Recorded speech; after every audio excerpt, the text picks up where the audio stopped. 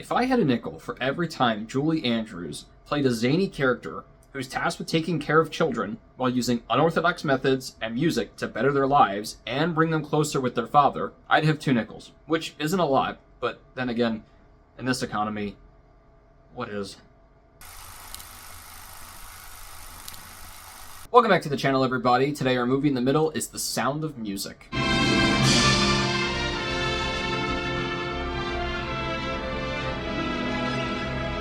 The Sound of Music is the story of aspiring nun Maria, who is sent to be the governess for the children of a former military captain amidst the rise of the Nazis in Austria. It stars Julie Andrews, Christopher Plummer, Richard Haydn, and Peggy Wood. So you're probably wondering why Sound of Music? Why did I randomly pick this one? It has nothing to do with Easter, but for some reason, I always watch it around Easter. I don't know if they play it, and they've always played it like on Turner Classic Movies or something around Easter, but they just always do. It's a very spring movie for me. So of course, this is the movie adaptation of the stage musical Sound of Music that was done by Rodgers and Hammerstein, one of their most famous ones. This also went on to win a bunch of Oscars, including Best Picture, and also a lot of nominations for some of the people in the cast, including Peggy Wood. And looking at the list of movies that were competing that year, it's crazy.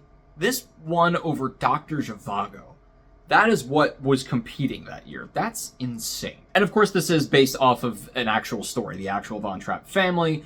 And while they do take a bit of liberties with the movie, there's still that core there. I don't know all the differences. I know that there were some pretty big changes with how Maria Von Trapp actually is as compared to real life. There was a little bit of commotion behind the scenes when it came to, making the movie, and then also the awards season and who was invited to things and who wasn't. I don't know all the details. I don't want to know the tea because I don't want to spoil this incredible movie. Starting off with the highs, Julie Andrews, of course, in everything is a gem, and especially in this movie. Of course, Mary Poppins was her first role, and in this one there are a lot of similarities to what she did in that one. But there are 2 big distinctions. One, I do like the fact that she is more of an underdog here. She's a little bit more, I don't want to say immature, but a little bit more zany and wild, and that's why the nuns are sending her away to begin with. I like that she is able to take the things that are natural to her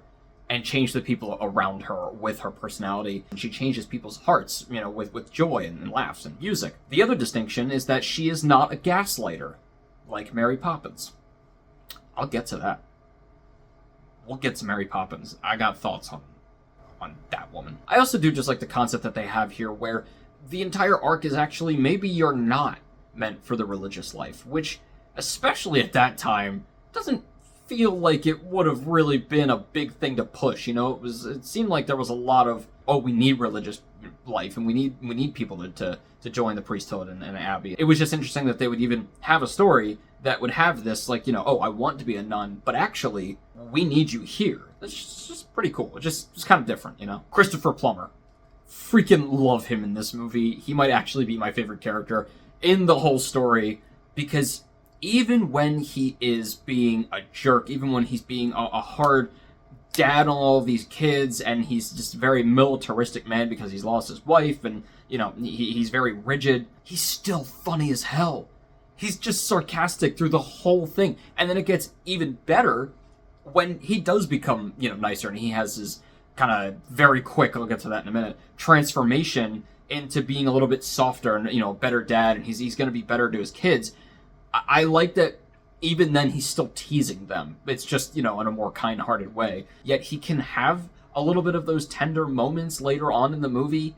He is just a really great character. I love his performance in this movie. Of course, one of my other favorite characters is Max. All he wants to do is have the kids sing and perform their incredible talents at this showcase so he can make a lot of money off of them. Obviously, he does actually care about them because of things that he does close to the end, but I just love his whole character, and I think it's also because he is part of what brings that out of Captain Von Trapp, is that, that little bit of playfulness and that humor. He's obviously the comic relief of the movie. And the Reverend Mother, although she doesn't get a lot of time, she is the one who is nominated for an Oscar here, and rightfully so, because she just has this presence, like she knows what's up. And her voice is insane. Climb Every Mountain, her voice is immaculate. No pun intended. And speaking of the songs, all of the songs in this movie are like 80% of the reason I love it so much. This is one of those movies that when you're a kid, even if you grow up to love the movie, it's probably kind of boring. It's very historical. It's very old. It's very musical. As a kid, you're not really going to be drawn to it that much. But I still watched it as a kid because, man, my mom would watch it. So I would see it. And I grew to love it more and more. But there was still things I really did like about it when I was a kid, even if I was bored. And most of that were the songs. I don't know. They're catchy. But I don't know if that's the right word for it. Because not a lot of people are going to, want to turn on show tunes and be like, let's listen to The Sound of Music. That's my jam right there. It's just they're very, I don't know, emotional and nice and sweet. I don't know. But the thing is like, I don't even feel like I have to defend this because they are so iconic. There's so many, I don't want to say bangers in this movie, but there kind of are, that people know. Even if you don't know Sound of Music that well, even if you don't know theater that well, you know these songs. They're referenced freaking everywhere. I mean, How Do You Solve a Problem Like Maria? That's referenced in so much pop culture. My favorite things, you got Ariana Grande's Seven Rings was based off of that song. But it's something that's just like a little bit deeper with these songs that really gets you.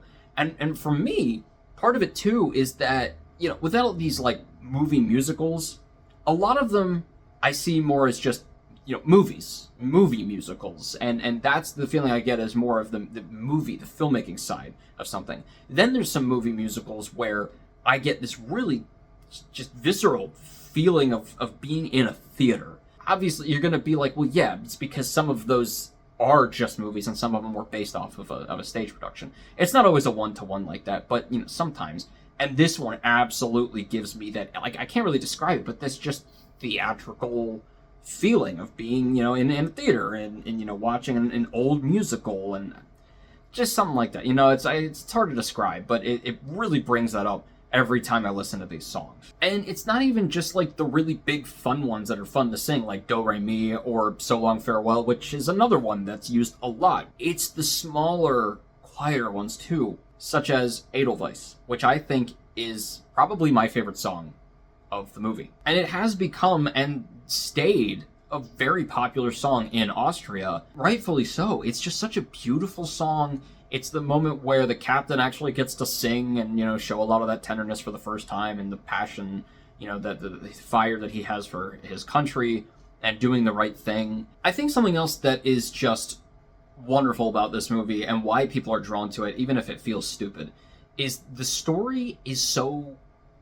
sweet and nice, and how it's presented is nice. Now, this is a thing that I'm going to talk about in just a second, that a lot of people feel like maybe it's a little bit too sweet, too polished. But I think that's part of its allure, Almost every scene is bright and sunny and happy. There's, just beautiful nature everywhere. Just the way that they interact with each other, even in the moments where it's not so great, there's still this lightheartedness, this levity to it. The thing is while that is a lot of the case, and while a lot of people will say that this movie is a little bit, too nice, I think they're forgetting that there is a big emotional weight, and there is a lot of intensity in this movie as it gets to the second half, as the Nazis start to enter Austria and encroach a little bit more onto this family. And what I like is that, at least for me, watching it, over and over again every year, there is this underlying weight that you feel from like 30 minutes in to the movie, when they even just introduce Rolf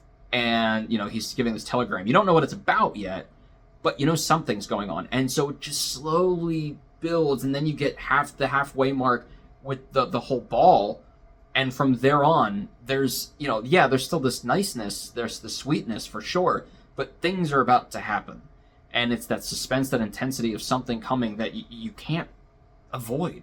And just how that affects all of them is very emotional, especially when it comes to the ending. And this has to be one of my favorite endings of all time in movies, because again, it's not intense in a visual way. It's not like, oh god, I can't watch this or anything like that. It's just very emotional. There's a lot of weight to it.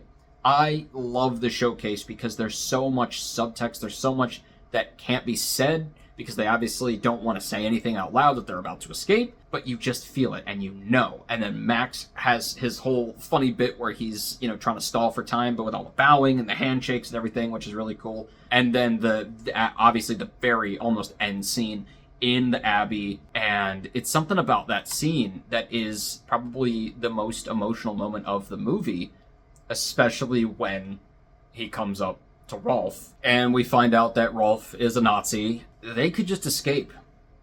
They really could, but the captain tries to talk him out of it.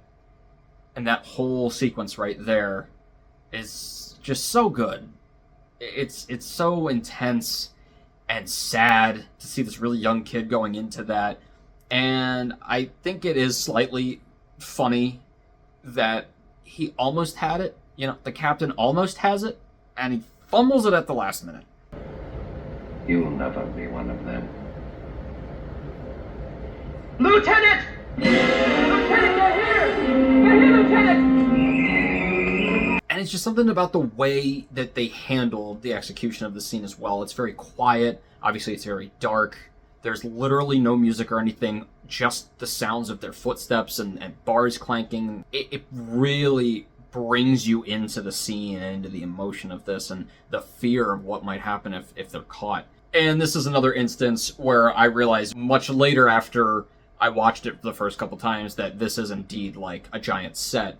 It's one of those things where you watch it from so young that you don't even think about it, and then one day you're like, whoa, wait, yeah, this is a set. Like, this is very obviously a set. Somehow that makes it better. I don't know what it is about it, but it makes it feel more intentional. And that's the other thing about the Nazis subplot, I guess, that I think is great too. That's a really weird thing to say. Again, it brings out a lot of the funny, humor and the quick wit in the captain, because he kind of doesn't cower from them. He goes toe to toe with, like the main guy who's trying to recruit them and tell them, you have to come with us. I think it just makes for some really great scenes and dialogue there. If the Nazis take over Austria, I have no doubt, Herr Zeller, that you will be the entire trumpet section. You flatter me, Captain. Oh, how clumsy of me. I meant to accuse you.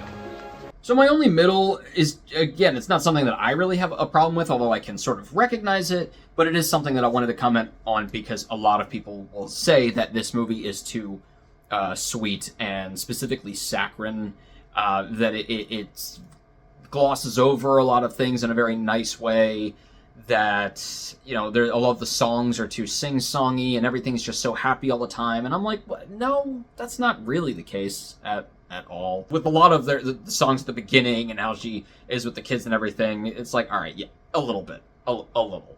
I get it. But I don't find it to be super much of a problem. Sometimes it's just nice to have those movies where you can go back to and it is a little bit too nice, but, it balances things out. My only low, it's very small, but it is kind of annoying, is the captain's transformation from being a hard-ass dad to a nicer father figure and going back to having, feelings. It's very quick. He's literally like about to ground the children and fire Maria, and then they just start singing, and he's like, oh my god, they're singing. And it's like, I get it. She brought music to the children brought music back to him. I get it. Could have been probably another scene or two, a little bit more of a gradual transition, because, it just seems like, have they never ever sung once? Or maybe they just didn't ever sing together like that. I don't know. But, again, it's not that big of a deal. It's just a little bit weird. So overall, I absolutely adore The Sound of Music. It's one that I've grown to appreciate more and more as I've watched it over the years. There's been a lot of older movies where this kind of came after them in terms of like, oh, I love this one and this one and this one, and Sound of Music, if I had to say another one. And it's definitely one that's growing on me more and more every time I watch it. And, not only just the sweet sides of it, but obviously the very intense emotional sides of it as well, just in how they're done. It doesn't have to be so in your face and violent. It can just be the emotion underneath betrayals and the tragedies, and the music is incredibly well done. The visuals are well done. It just feels good. It's just a good freaking movie. I'm going to give The Sound of Music a 4 out of 4, making it my next top shelf movie. Well, guys, those are all my thoughts on The Sound of Music. Let me know in the comments below if you love it. What is your favorite song from it? Do you find it's a little bit too sweet and nice, or do you think that there is enough, emotional weight to balance it out as well? I would think that a movie that like has Nazis in it and isn't stupid, it probably has at least a good amount of emotion to balance things out. And as always, keep your hopes high, your stress low, and movies right in the do-re middle. That was stupid. I shouldn't have said that. I should not have said that. I'll see you guys later.